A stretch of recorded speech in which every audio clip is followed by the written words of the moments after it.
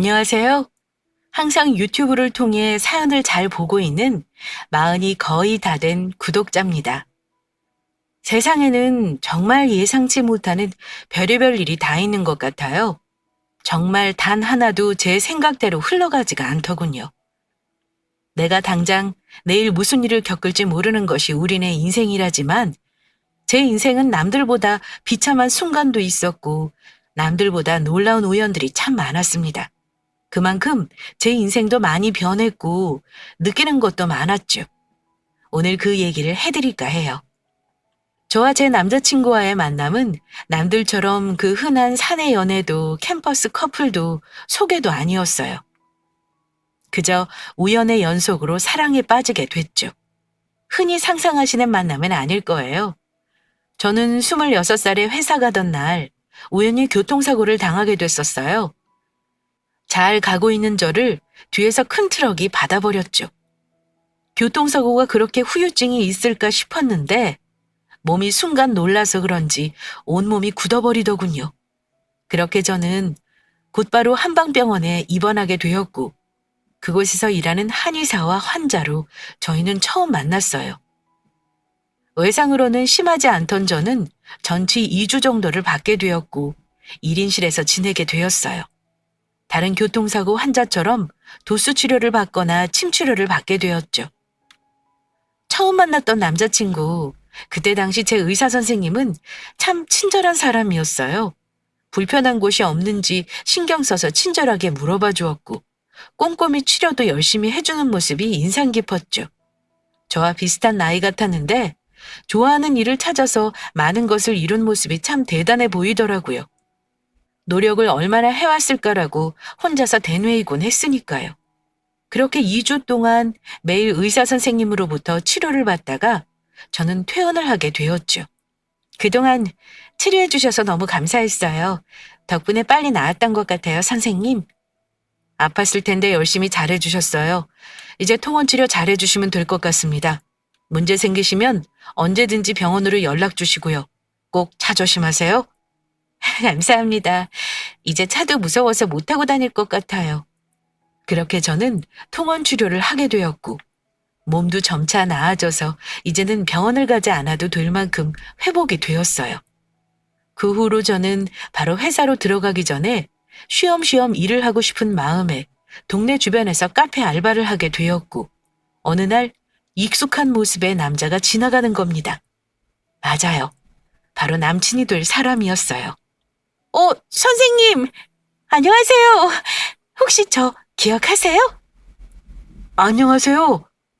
여기서 일하시는 거예요? 오랜만이네요. 몸은 괜찮으시죠? 네, 괜찮아요. 덕분에요. 힘내셔서 오늘도 화이팅 하세요. 감사합니다. 오다 가다 자주 뵙겠네요. 우연으로 만난 저희는 그렇게 자주 만나게 되면서 연애를 시작하게 되었어요. 알고 보니 나이도 동갑이었고 성격도 좋아하는 것도 모두 잘 맞던 저희였죠. 남자친구는 일하는 중간에 카페로 와서 커피를 사가며 저를 보러 오기도 하고 점심도 따로 챙겨줬고 퇴근할 땐 데려다 주기도 하였죠. 저도 열심히 일하고 남친도 열심히 일하면서 서로 틈틈이 만나는 정말 이상적인 연애를 했던 것 같아요. 그렇게 3년 정도 연애를 하고 자연스럽게 저희는 결혼 이야기가 나오게 되었는데 딱 하나 문제가 생기고 말았습니다. 바로 시댁의 강한 반대였어요. 직접 뵙진 않았지만 항상 남친을 통해 듣게 되는 말은 제 직업이 성에 차지 않다는 말씀이셨죠.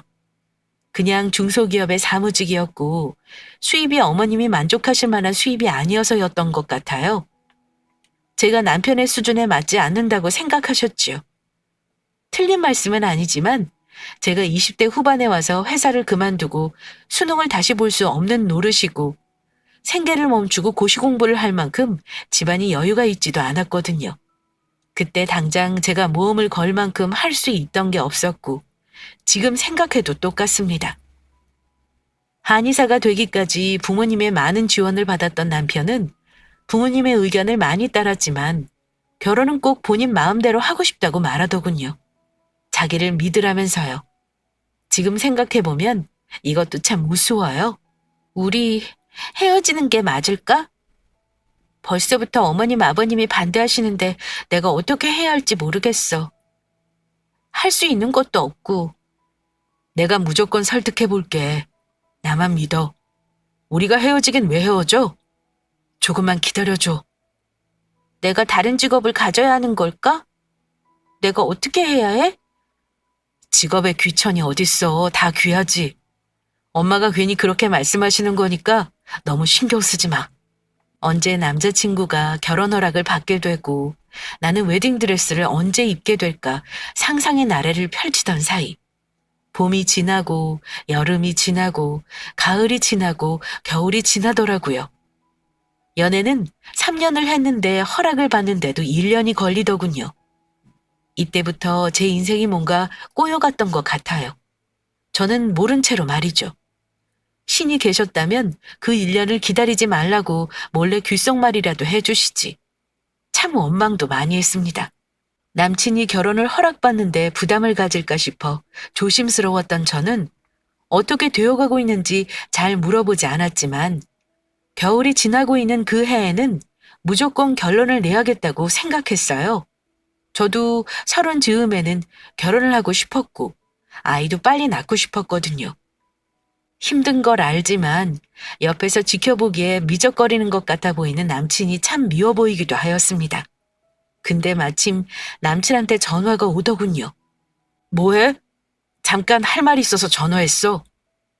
말해. 무슨 일인데? 허락받았어? 궁금해.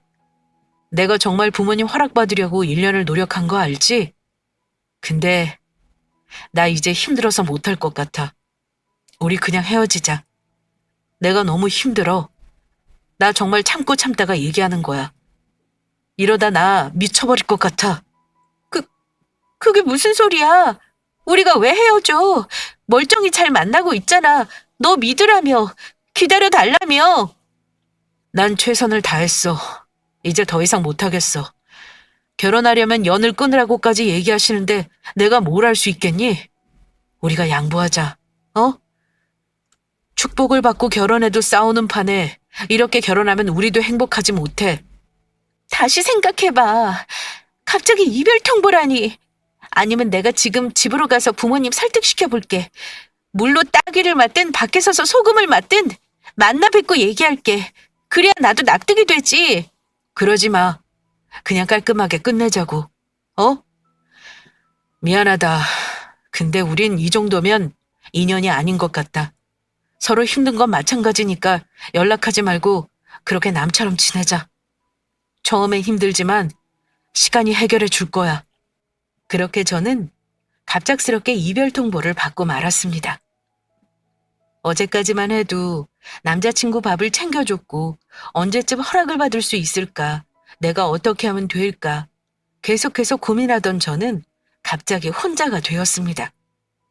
배신감도 들었지만 1년 동안 얼마나 고생했으면 내가 사랑하는 이 남자가 이런 선택을 했을까 속상하기도 하고 굉장히 혼란스러웠어요. 제 계획해오고 꿈꿔왔던 미래가 송두리째 흔들리는 것 같았죠. 그렇게 내가 어떻게 해야 할까, 이대로 이별을 받아들이는 게 맞을까라며 고민을 하다가 저는 남자친구의 집으로 가기로 결심했습니다. 가서 부모님과 남친을 연을 끊게 할 생각도 없고 문제를 일으킬 생각도 없었습니다. 단순히 정말 남친은 지쳐서 헤어지자고 한 게 맞는지, 나랑 헤어지기는 싫은 건지 남친의 솔직한 얘기를 듣고 싶었고, 남친 부모님을 만나 뵙게 되면 인사드리고 반대하시는 정확한 이유도 듣고 싶었습니다. 택시를 타고 향하는 동안 4년 동안의 추억이 생각나 엉엉 울며 꼭 남친과 미래를 함께하고 싶다는 생각을 했죠. 어떤 놈인지도 모르는 채로요. 그렇게 문 앞에서 남친에게 저는 전화를 했습니다. 잠시만 나와볼래? 집 앞이야. 우리 만난 게 4년이야. 근데 그냥 전화로 헤어지는 법이 어디 있어. 얼굴 보고 얘기하자. 힘든 게 있으면 말을 해주고. 나 지금 못 나가. 왜 그래? 사람이 받아들일 줄도 알아야지. 이제 서로 갈 길 가는 게 좋을 것 같아서 그래. 그게 맞아. 왜 이렇게 질척거려? 어려운 거 아니잖아. 잠깐만 나와봐. 4년을 이렇게 끝내는 건 아니지. 순간 남친 뒤에서 남친 어머님의 소리가 들렸고 집 안으로 들어오라는 말씀이 들렸어요. 저는 그때는 아직 남친을 좋아하기도 했고 직접 어머님을 뵌 적도 없었기 때문에 만나 뵙고 이야기를 나누면 허락해 주실 수도 있지 않을까 하는 일말의 기대를 품고 집 안에 들어가게 됐지요. 들어가니 환대는 기대도 안 했지만 정말 휑하고 냉랭한 분위기가 가득하더군요. 저는 남친을 보자마자 눈물이 나올 것 같았지만 남친은 제가 본 것 중에 가장 차가운 얼굴을 하고 남친 어머님 옆에 붙어 앉아 있었어요. 마치 정을 이미 뗀 것처럼 이미 제가 지긋지긋하다는 것처럼요. 안녕하세요, 어머님. 처음 뵙겠습니다. 제 이름은 됐다. 이미 끝난 사이인데 서로 통성명언해서 뭐하니? 남남인걸. 네. 갑작스럽게 찾아와서 죄송해요. 다만 저는 끝난 사이라고 생각하지 않아서 얘기라도 해보고 싶은 마음에 찾아왔어요. 놀라셨으면 죄송합니다. 끝난 사이라고 생각이 안 들어? 너 정말 당돌한 애구나. 결혼은 절대 허락할 수 없다. 그리고 여기가 어디라고 찾아와? 버릇없이. 요즘 애들은 하여간. 이유라도 제가 사무직이라서 그러신 건지 그게 아니면 반대하시는 딴 이유가 있으신 건지. 좌고로 여자 집이 잘 살아야 남자가 크게 되는 거란다. 너희 집이 대체 우리 아들한테 뭘 해줄 수 있니? 대충 얘기 들어보니 그냥 그렇게 자라온 것 같고 대학교도 학자금 대출받고 다녔다질 않나. 무슨 국가에서 지원받아서 월세를 내고 있다고 하질 않나. 애 결혼은 현실이야. 내 아들 한의사 시키려고 애 아빠하고 나 정말 최선을 다했어. 수억, 아니 수십억에 들었다. 근데 결혼한다고 데려온 여자하고는 정말 애 공부만 하느라고 보는 눈 없는 건 벌써부터 알고 있었다만 부잣집 며느리 들어온단다. 여기는 너가 있을 곳이 아니야. 네 자리가 아니라고. 네, 어머님? 그게 무슨 소리세요? 며느리라뇨? 급에 맞는 사람을 만나 결혼을 하지 않겠니? 아휴, 중매로 만났다지만 너가 중매로 나온다고 했으면 난 우리 아들 내보내지도 않았다. 알았어? 이젠 다신 얼굴 볼 일 없었으면 한다. 이제 며느리 될 아가도 들어올 거고 불편한 건 피차 마찬가지 아니니? 이게 무슨 소린지 정말 혼란스러워 멍해졌습니다. 며느리라뇨? 저는 그저 결혼을 허락받는다던 1년 동안 남자친구를 기다린 것뿐인데 이게 다 무슨 소리였을까요? 전 제가 며느리가 될 줄 알고 있었어요. 저는 어머님이 일어나자마자 남친에게 바로 물어봤습니다. 너 저게 무슨 소리야? 너 1년 동안 결혼 허락받으러 다닌 게 아니고 중매받고 선보러 다녔어? 너가 어떻게 나한테 그럴 수 있어? 너 나 사랑한다며? 지금 이게 뭐야 대체? 엄마는 엄마대로 날리고 너는 너대로 날린데 어떡해? 그리고 엄마 봐. 고집세서 내가 이길 수가 없어. 선? 중매? 그래 나갔어. 엄마가 원하는 대로 해줘야지 어떡해. 부모 자식 연을 끊을까? 미안하다. 근데 나도 선택권이 없었어. 너 결혼하니? 며느리 될 아가는 뭔 소리야? 말을 좀 해보라고. 진정하고 좀 들어. 결론적으로는 맞아. 이게 숨긴다고 숨겨줄 것도 아니고 이젠 말해야 할 것 같아. 임대업 하는 친구야. 사실 부모님이 부자래. 사업을 크게 하신다고 하더라고. 우리 엄마가 결혼 반대하시는 거 이해는 가잖냐? 틀린 말 하실 분은 아니고 중매로 계속해서 엄마 눈에 차는 여자애들만 줄을 서는데 너로 만족하실 순 없었겠지. 나쁜 놈. 내가 오늘 여기 와서 너무 다행이다. 아니었으면 혼자 미련 두고 다시 연락했을 수도 있겠다. 너가 쓰레기인 것도 모르고. 참, 너 인생 똑바로 살아. 한심해. 너 같은 것도 의사라고. 너한테 치료받는 환자들이 불쌍하다. 그렇게 저는 눈물이 쏟아지는 걸 겨우 눌러 참으며 신발을 신고는 뛰쳐나가듯 나왔습니다. 제가 뭘 그렇게 잘못했을까요? 여태까지 저는 밖에 쓰레기도 한번 버리지 않고 살아왔습니다. 제가 키우는 강아지도 유기견이었고 한 달에 한 번 고아원도 요양원도 봉사활동을 다녔습니다. 이런 모든 일들, 보상을 바라가온 건 아니지만 남들 위해서 착하게 살아온 제가 벌을 받아야 할 이유는 절대 없었다고 생각했어요. 이제 곧 부자 며느리가 들어온다고 설레하며 상기된 얼굴을 하고 있던 어머님과 그 옆에서 차가운 눈으로 지켜보고 있던 남친. 저는 여태까지 뭘 지켜오려고 노력했던 걸까요? 무슨 일이 있어도 본인만 믿으라던 남자친구는 어디로 간 걸까요? 그리고 제 머릿속엔 딱 두 얼굴만 떠올랐습니다. 제 엄마 아빠, 부모님이요. 이 모든 것을 다 어떻게 전할 것이며 뭐라고 핑계를 대야 이해하실 수 있을까요? 맞아요. 전 어머님 말씀처럼 여유 있게 크진 않았지만 사랑받으면서 행복하게 자랐습니다. 예비 시댁에게 욕을 먹어야 할 이유가 단 하나도 없는 분들이셨어요. 다만 이미 결혼할 거라고 생각하고 계시던 부모님께는 최대한 빨리 말씀드려야 했고 제가 아직 결혼할 준비가 되지 않은 것 같다는 누가 봐도 못 믿을 핑계를 대버렸어요. 엄마, 아빠, 나야 별일 아니고 갑자기 나 좋은 기회가 생겼지 뭐야? 회사에서 다른 부서로 가보래. 가서 팀장 자리도 맡아서 해보래. 너무 잘 됐지? 정말이야? 너무 잘 됐다. 열심히 밤낮 없이 일하더니 우리 딸 정말 기특해. 김서방도 좋아하지? 그래서 말인데 나 그냥 결혼 안 하려고. 지금 할 때가 아닌 것 같아서 김서방한테도 헤어지자고 했어. 갑자기? 굳이 헤어질 필요가 있어? 아니, 여태까지 잘 만나놓고는. 갑자기 왜? 딴 이유 있지?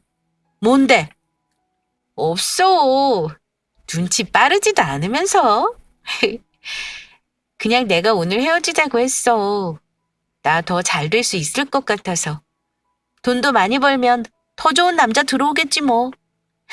그 전까지 저는 그냥 효도나 하면서 살랍니다.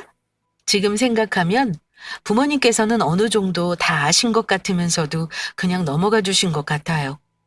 자세히 물어보면 제가 상처받을 것을 알고 말이죠.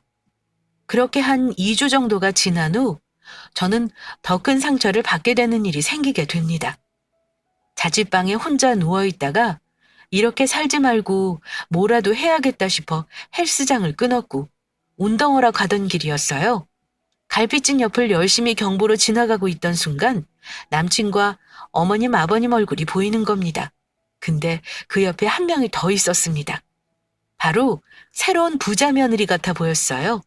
하하 호호 웃음이 얼굴에서 떠나가지 않았고 제가 없어지니 참 완벽한 가족이더군요. 제가 버림받은 지 딱 2주가 되던 날이었어요. 순간 남친 어머님이 저를 보시고는 알아채신 듯 했지만 제가 보라는 듯이 그 여자의 그릇 위에 고기를 놔두더라고요. 참 사람이 그렇게 못될 수가 있을까 싶었지만 다 끝난 마당에 아무것도 할 수 없던 저는 눈물을 머금고 도망치듯 그곳을 빠져나왔습니다. 그 이후 저는 제가 아무렇지 않게 훌훌 털어버리고 쉽게 잊어버릴 수 있을 줄 알았어요. 근데 사람 마음이라는 게 정말 마음대로 안 되더라고요. 가슴이 항상 턱 막히는 것 같아서 술도 많이 마셨고 자꾸 떠오르는 남친과 그 엄마의 얼굴에 정말 괴로웠어요. 제 스스로도 버림받았다는 생각에 자존감이 많이 낮아졌고 제 자신에 대한 자신감도 없어졌습니다. 일을 하러 새로운 회사에 들어가도 초고속 승진으로 칭찬받던 제가 이제는 일과 인간관계 모두 적응을 잘하지 못하여 한 달씩 일을 하고 그만두기 일쑤였죠. 또 친한 친구들 모임을 주선하기도 했는데 이제는 핸드폰을 아예 보지 않기 시작했습니다. 제 스스로가 점점 낯설어지기 시작했죠. 이건 아무도 도와줄 수 없는 저와의 싸움이었어요. 제가 극복해야 이기는 게임 같은 상황이었죠. 항상 진창으로 생활하던 어느 날, 엄마가 자취방으로 찾아오셨어요. 딸, 언제까지 이럴 거야? 결혼할 준비가 안 되어서 헤어졌으면 결혼할 준비를 해야지. 엄마가 너무 속상하고 마음이 아프다. 이렇게 할 거면 왜 헤어지자 했어? 엄마, 내가 헤어지자고 한 거 아니었어. 내가 헤어지자고 한 게 아니야. 아니라고. 갑자기 헤어지자 해서 이유를 물어봤더니 난 부자 며느리를 드리고 싶으시대. 남자친구도 중매를 받대. 1년 동안 그러고 다녔대. 나는 옆에서 챙겨주며 선물 보내고 밥 차려주고 난 뒷바라지 열심히 했어. 근데 내가 없는 그들이 너무 행복해 보였어, 엄마. 나 너무 힘들어. 내가 뭘 잘못한 거야? 내가 뭘 어떻게 했어야 해? 대학이라도 다시 가서 의사라도 됐어야 됐냐고? 괜찮아, 딸. 다 괜찮아질 거야. 살아보니 그래. 시간이 모두 해결해 줄 거야. 엄마 품에서 한참을 울던 저는 머릿속에 갑자기 가고 싶은 곳이 생겼습니다. 제주도였어요. 모든 것을 다 끊고 혼자 밭을 갈고 살고 싶기도 했고요. 해변가에서 멍하니 의자를 놓고 있고 싶기도 했고, 지금 생각해보면 그저 혼자 생각할 시간이 필요했던 것 같습니다. 이 말을 들으시고는 부모님께서도 응원해 주셨고, 저는 그 길로 제주도 서귀포로 향하게 되었습니다. 가니까 정말 모든 것이 행복하고 좋더군요. 눈앞에 보이는 바다와 맑은 공기, 그리고 숲길과 오름, 종종 생각이 많으면 올라가는 한라산까지 저에게 정말 안성맞춤인 곳이었어요. 그렇게 저는 한 달 살이 정도를 생각했던 제주도 서귀포에서 집을 구해서 3년 정도를 지내게 됩니다. 생활비는 재택근무도 하고 숙소 청소도 하면서 지냈고, 예전 사무직에서 비해서는 턱도 없는 월급이었지만 저는 정말 행복했어요. 완벽한 터닝 포인트였죠. 많은 친구들이 저를 보기 위해서 번갈아 가며 내려오기도 했고, 부모님도 여행 겸 자주 내려오셨어요. 제일 친한 친구가 오랜만에 내려온 날이 제 인생을 뒤바꿔 주었습니다. 정말 좋다, 제주도. 너 되게 얼굴 좋아 보여. 제주도가 물이 좋은 건가? 공기가 좋은 건가? 비결이 뭐야? 날이 갈수록 좋은 것 같아. 응, 좋아. 전부 다 좋아. 처음엔 힘들어서 내려왔는데 이젠 아니야. 내가 좋아서 있는 거야. 여기 힘들 때 해변가 가서 파도 보면 속이 확 풀리는 거 있지. 예전에 힘들었던 거 생각나면 숲길 가서 나무 냄새 맡기도 하고, 그게 비결이지 뭐. 괜히 여기가 관광지가 아니라니까? 진짜 사람들이 많이 좋아할 이유들이 많아. 그럴까? 나도 여기 살까? 너 말 들으니까 확 땡기는데? 근데 넌 집을 구한 거야? 독채로? 응, 그치. 처음에 나도 호텔을 있어보고 다 했는데 우선 나는 언제까지 있을지 몰랐었으니까 집을 구해버렸지? 그래도 서울보단 훨씬 싸. 집은 훨씬 큰데 월세는 서울 반값이라니까? 서울은 정말 말도 못하지. 너 알지? 우리 집 작은 거. 그래도 월세가 역 바로 옆이라고 90만 원씩 나가더라? 아, 혼자 조용히 쥐죽은 듯이 지내고 싶은데 너무 비싸니 호텔에 한 달 동안 있을 수도 없고, 독채 이런 데나 오피스텔은 한 달은 잘 받아주지도 않더라. 최소 6개월에서 1년이야. 게스트하우스 가기엔 사람이 너무 많아서 시끌벅적하고, 좀 저렴하고 괜찮은 거 없나? 뭐래도 돈이 문제지. 안 그래? 젊은 친구들 사이에서는 다른 지역에서 한 달 살게 하는 것이 점점 유행이 됐지만, 카페나 블로그 글을 살펴보니 제 친구처럼 거주할 곳 때문에 고민하는 사람들이 많다는 것을 알게 됐어요. 저렴하지만 혼자 단기로 지낼 수 있는 조용한 곳. 그런 곳을 저도 친구를 위해 살펴보니 정말 갈 곳이 딱히 없다는 것도 알게 됐죠. 그게 제 사업의 시작이었어요. 그렇게 저는 상처받은 사람들, 세상에 지쳐 혼자 오고 싶은 사람들이 조용히 지낼 수 있는 곳, 그 사람들을 위한 장소를 만들게 되었어요. 퇴직금과 이것저것 하면서 열심히 모은 돈, 대출, 그리고 부모님의 지원을 조금 받아서 저는 낡은 숙소를 매입했어요. 주변은 파도 소리만 들리는 아주 조용한 장소였죠. 그리고는 내가 그 버림받던 순간에 있고 싶었던 공간은 어디였을까 상상하며 손수 모든 것을 고치기 시작했어요.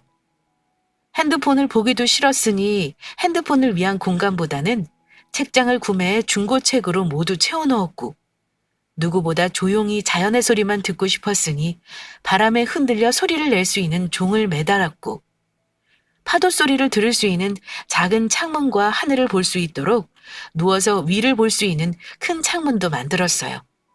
북적거리는 것도 싫었기에 숙소에는 딱 4개의 방만 멀리 만들어 두었습니다. 서로 마주치지 않게 말이죠. 이런 곳이라면 저도 금방 상처가 회복될 수 있을 것 같았어요. 열심히 준비한 숙소는 오픈하자마자 큰 인기를 얻게 되었고, 방송에도 홍보가 되어 많은 사람들이 찾아오게 되었어요. 1년 전에 연말은 모두 이미 예약이 되었고, 한 달 단위로 예약을 오픈한 날에는 전화에 불이 나곤 했죠. 그렇게 저는 제 상처를 이겨내고 그 상처를 기회로 만든 사람이 되었어요. 이 숙소가 인기가 많아지면 많아질수록 이 세상에는 상처를 받은 사람이 나 말고 많았구나라는 것도 깨닫게 되었죠. 부모님은 이겨낸 제 모습을 보며 참 행복해 하셨고, 친구들도 멋있고 기특하다며 많은 칭찬을 해주었죠. 혼자 숙소 청소나 예약 등 소박하게 관리를 했던 예전과 달리 저는 부서별로 직원도 뽑아서 운영하게 되었지만, 제가 왜 숙소를 만들게 되었는지 이유에 대해서는 항상 잊지 않고 마음에 새기고 있었어요. 저는 상처받은 사람들을 위해, 혼자 남겨진 것 같은 사람들을 위한 숙소를 만들었다고 말이죠. 제 사업은 더욱 번창하게 되었고, 이제는 프랜차이즈를 하자는 제안도 받게 되었어요. 처음엔 조심스러웠는데 참 좋으신 분이었죠. 안녕하세요. 숙소 사장님 맞으시죠? 네, 맞는데 누구세요? 숙소에 묵었던 반도체 기업 사장입니다. 생각하기에 참 좋은 숙소더군요.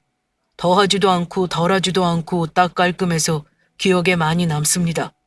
생각이 많아 추천받아 오게 됐는데 너무 만족스럽네요. 이런 것을 어떻게 생각하셨어요? 만들어주셔서 감사합니다. 감사합니다. 편히 쉬셨다고 하시니 다행이네요. 혹시 이거 사업해 보실 생각 없습니까? 제주도만 조용한 곳이 있는 게 아니잖아요. 자연과 어우러지는 곳에 욕심 부리지 않고 이렇게 딱 4개의 방으로만 운영하는 곳이 더 있으면 좋을 것 같아요. 제주도에만 있기 아까운 숙소예요. 컨셉은 그대로 진행하고 인테리어는 사장님께서 원하시는 대로 하시고요. 투자는 제가 모두 하겠습니다. 사실 항상 예약이 꽉 찼다며 많은 사람들을 돌려보내기가 죄송하던 시점. 저에게는 정말 좋은 제안이었고 저는 받아들이게 되었습니다.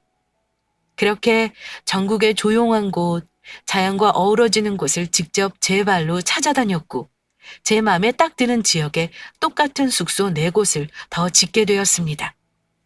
그렇게 사업은 계속해서 호황이었고 방도 항상 꽉 찼죠. 그만큼 저는 수입도 많이 늘어나게 되었어요. 돈 욕심 부리지 않고 최선을 다한 것이 오히려 좋은 결과로 이어진 것 같았습니다. 열심히 숙소 관리를 하고 부모님과 여행도 다니며 잘 지냈던 어느 날, 저에게도 드디어 새로운 사랑이 찾아왔습니다. 그와는 숙소 손님으로 처음 만났고 대화가 참 잘 맞는 사람이었어요. 오랜만에 좋아하는 음식도 같고 좋아하는 작가도 같은 사람을 만나니 참 반가웠죠. 알고 보니 그 남자는 열심히 서울에서 일하는 변리사였습니다. 그렇게 저는 언제 상처가 있었냐는 듯이 연애를 시작하게 됐고, 다정하고 착한 심성에 하루하루 감동을 받곤 했죠. 남자친구는 서울에서 열심히 일을 했고 사업가인 제가 거의 서울에 가서 만나고 오곤 했어요. 서로 애틋하게 2년을 연애하고 저는 드디어 프로포즈를 받게 됐어요. 결혼하자 우리. 이젠 힘들지 않게 할게. 행복하자 우리. 응, 그러자. 우리 서로 상처 주지 말고 행복하자. 결혼하자고 말해줘서 고마워. 나 정말 행복해. 사실 저는 말을 못할 정도로 행복했어요. 숙소 사업도 꾸준히 잘 되어가고 있었고 남편도 바쁜 와중에 저를 항상 웃게 해줬고요. 휴가가 생기면 원하는 곳으로 해외여행을 가서 오래 쉬고 오기도 했고 아침마다 저를 위한 아침밥을 해주는 남편.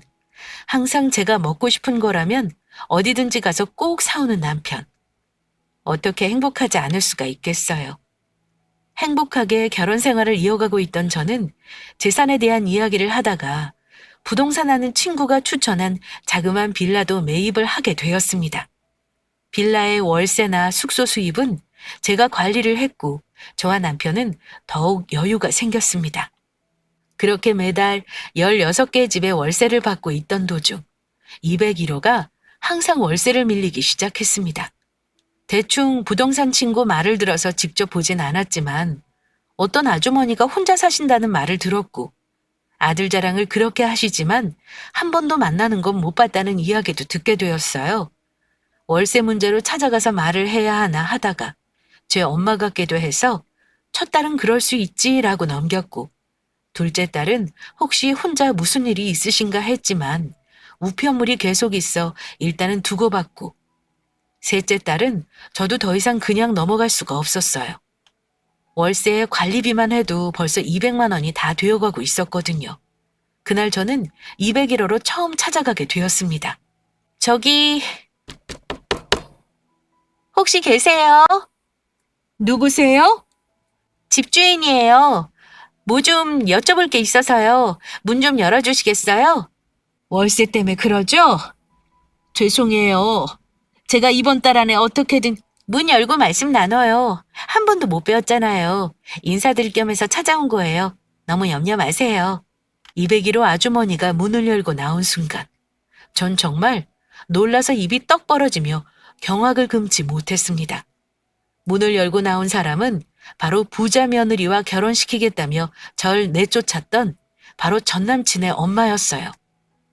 저는 너무나도 놀라서 그 자리에서 멈춰버렸고 그건 그분도 마찬가지였습니다.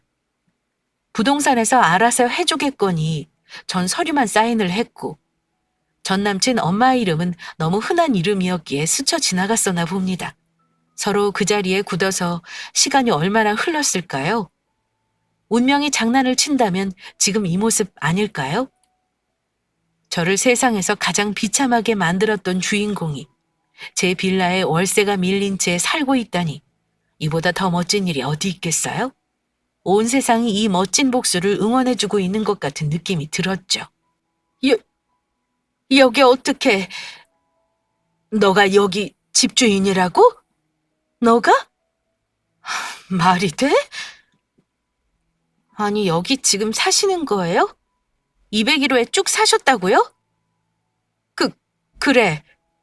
그런데 저 들어가도 되죠? 제 빌라니까요. 맞아요. 제가 집주인이에요.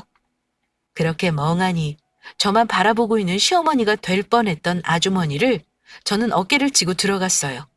아무런 가구도 없이 바닥에서 텔레비전만 보는 채 살고 있더군요.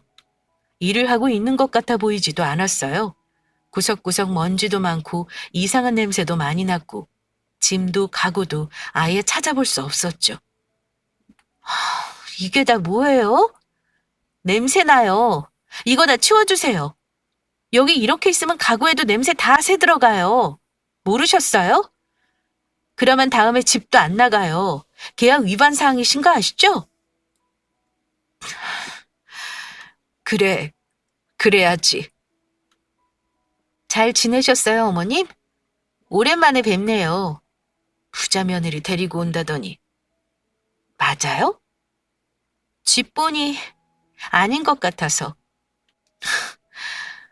내가 미쳤었나 보다. 그 애 그냥 사기꾼이었다.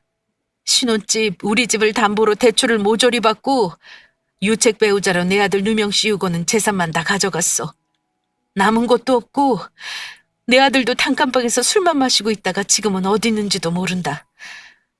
한의사도 안 하고 있다던데 뿔뿔이 흩어져서는 소식도 모르고 그러고 지낸다. 잘 지내셨어야죠. 그딴 식으로 하셨으면 자리라도 사셨어야죠. 그렇게 제 얼굴에 대고 급이 떨어진다고 악담하실 땐 언제고. 저 몰래 계속 중매도 보게 하셨잖아요. 여자 집이 잘 살아야 남자가 크게 되는 거라며요. 진짜 가관이시네요. 제가 시집 갔으면 어쩔 뻔했어요.